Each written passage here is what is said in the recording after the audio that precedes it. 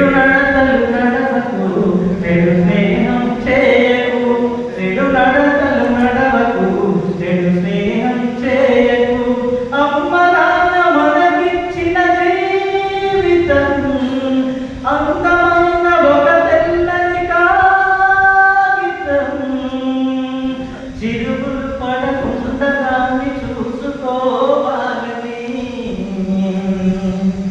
మనుగడకై మంచి దారి వేసుకో.